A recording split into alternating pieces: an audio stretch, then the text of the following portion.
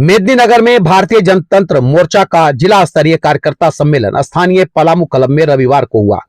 कार्यकर्ता सम्मेलन का उद्घाटन केंद्रीय अध्यक्ष धर्मेंद्र तिवारी ने दीप प्रज्वलित कर किया। कार्यकर्ता सम्मेलन की अध्यक्षता जिला अध्यक्ष दिलीप पांडे ने किया।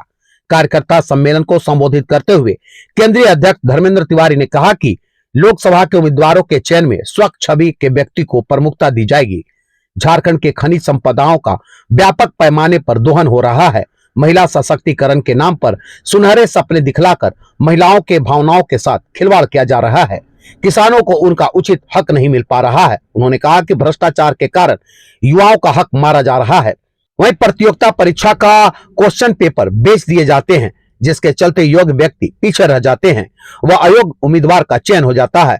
यह बहुत बड़ा भ्रष्टाचार है। भ्रष्टाचार के कारण बालू का टेंडर नहीं हो पा रहा है। आज बालू के अभाव में 70% व्यवसाय प्रभावित है।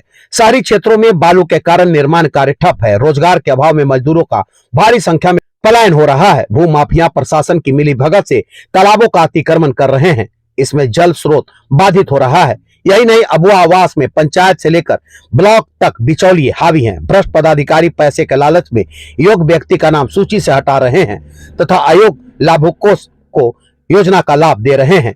उन्होंने कहा कि पलामू वीरों की भूमि है, मेदिनी राय की भूमि है, नीलांबर पीतांबरपुर की भूमि है। भ्रष्टाचार को मिटाने के लिए लड़ना होगा।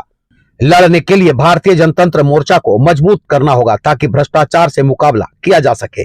कार्यक्रम का संचालन हरिनारायण प्रजापति व धन्यवाद ज्ञापन रोहित मेहता ने किया। कार्यक्रम में जिला उपाध्यक्ष सतीश पांडे, मिथिलेश कुमार, जिला मंत्री अभिषेक पांडे, ओम प्रकाश सिंह, दीप नारायण दुबे, छोटू पांडे, सूरज राम, विवेक कुमार, अनीश कुमार, महेंद्र पासवान सहित अन्य लोग शामिल थे। पलामू में कार्यकर्ता सम्मेलन था। यहाँ के कार्यकर्ताओं के बीच में उनके उत्साह का वर्धन किया गया और उनको बताया गया कि किस तरीके से आप जनहित का जो कार्य है उसको कर रहे हैं और आगे बढ़ाइए।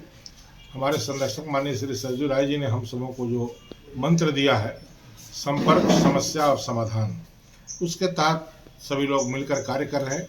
पूरे प्रखंड में यहाँ लोगों ने विकास किया, हमारे अध्यक्ष दिलीप पांडे जी ने, और सभी लोग मिलकर ये कार्य कर रहे हैं।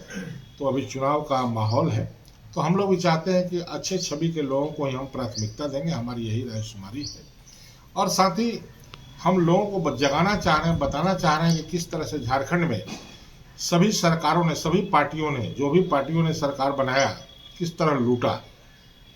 यहाँ डबल इंजन की सरकार थी। हम लोगों से एरिए, अलग अलग जिलों के समस्याओं को ही मांग रहे हैं और उनके जनप्रतिनिधि का क्या क्रियाकलाप है उसकी भी जानकारी हम रख रहे हैं। यहाँ भी देखें कि ऐसे घोटालेबाज को यहाँ 2 बार टिकट दी, जो इतने बड़े पद पर, जनता से उनको कोई सरोकार नहीं, जनता के भावनाओं से उनको कोई मतलब नहीं है। बड़े बड़े लोगों से मिलना है और ऐसे लोग चाहते हैं कि धर्म के नाम पे हम जीत जाए, जात के नाम पर हम जीत जाए। और जो केंद्र की सरकार है, फूट डालो राज करो की स्थिति में समाज को ला दी है। तो केंद्र की सरकार अपनी विफलता को नहीं बता रही है कि किस तरह से महंगाई चरम पर है, मध्यम वर्गीय परेशान है, किस तरह किसान रोड पर हैं। और तो और हमारे राज्य की जो सरकार है इतने भ्रष्टाचार में लिप्त है कि खनन घोटाला, चाहे कोयले का हो, पत्थर का हो, बालू का हो, ये कुछ हो नहीं पा रहा है। यहाँ की न्यायपालिका उस तरह से लोगों को दंडित नहीं कर रही, चिन्हित नहीं कर पा रही है। आज यहाँ के आईएएस भी जेल में है। तो दुर्भाग्य है, यहाँ के पूर्व मुख्यमंत्री हो गए अभी, वो भी जेल में है। तो जमीन का घोटाला, अभी तो सबसे बड़ी योजना है अबुआ आवास की, जिसमें इतने बड़े घोटाले हो रहे हैं, इतने बिचौलिए सक्रिय हैं, पूछिए नहीं। सरकार के पास ये नीति नहीं है कि जिसके पास जमीन नहीं है उसके लिए हम क्या करेंगे। जमीन यदि होना चाहिए तो उनको दे रही है, उसमें भी बहुत बड़ा बंदर बांटे, बहुत बड़ा खेला है। ये घोटाला भी प्रकाश में आएगा, सामने आएगा आप लोगों के सहयोग से। साथ साथ आपने देखा दवा का घोटाला, स्वास्थ्य विभाग में घोटाला, महिला सशक्तिकरण की हम बात करते हैं सभी जगहों, लेकिन महिलाओं को केवल सुनहरे सपने लोग दिखा रहे हैं। आज युवा ठगे जा रहे हैं, पहले ही नौकरी बिक्री हो जा रही है। युवा पढ़ रहे हैं कि अब हम जाएंगे प्रतियोगिता परीक्षा में शामिल होंगे और अव्वल आएंगे, नौकरी पाएंगे, लेकिन उनके फॉर्म भरने के पहले ही वो सारी सेटिंग हो जा रही है और वो नौकरियां बिक्री हो जा रही हैं।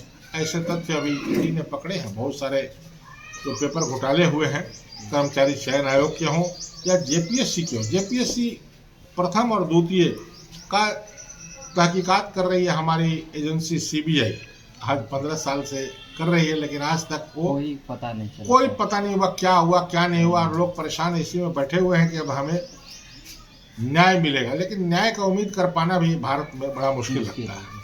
इसलिए जनता को जगना पड़ेगा, जनता को ही अब जग करके और बताना पड़ेगा ऐसे भ्रष्टाचारियों को अपने अधिकार का प्रयोग बड़ा सोच समझ के करना होगा। पैसे पर बिक्री नहीं होना होगा और जात में पात में बट करके, धर्म में बट करके वोट नहीं करना होगा, अन्यथा इसी तरह आप ठगे जाएंगे और इसी तरह आप जो है ना परेशान हो जाएंगे। आने वाली पीढ़ी जो युवा वर्ग है वो तो खत्म हो जाएगा।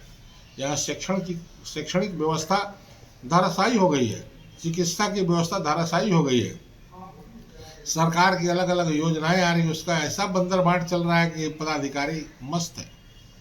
आज आप ऑनलाइन सारा कुछ करते हैं, टिकट लेते हैं, रेलवे की, हवाई जहाज की टिकट लेते हैं, यहाँ तक कि सब्जी भी आप ऑनलाइन मंगाते हैं। लेकिन सरकार के पास ऑनलाइन सुविधा नहीं है कि आपका आधार कार्ड, आपका डिटेल उनके पास है, लेकिन वो सुविधा आपको नहीं दे पाती है। उसके लिए आपको दफ्तरों के चक्कर लगाने पड़ते हैं, जो भ्रष्टाचार को बढ़ावा देता है।